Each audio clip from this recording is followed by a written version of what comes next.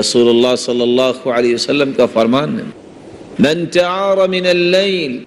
فقال لا الہ الا اللہ وحدہ لا شریک لہ لہ الملک ولہ الحمد وہو علی کل شیء قدیر الحمد للہ وسبحان اللہ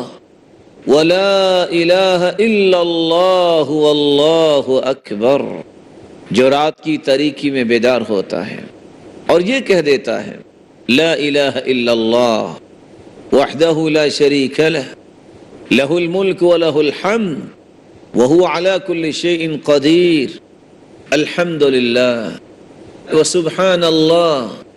ولا الہ الا اللہ واللہ اکبر، یہ کلمات کہہ دیتا ہے اور پھر یہ کہتا ہے اللہم اغفر لی، اے اللہ میرے گناہوں کو معاف فرما دے، او دعا، یہ دعا کرتا ہے جو وہ چاہتا ہے، استجیب لہ، اس کی دعا کو قبول کر لیا جاتا ہے۔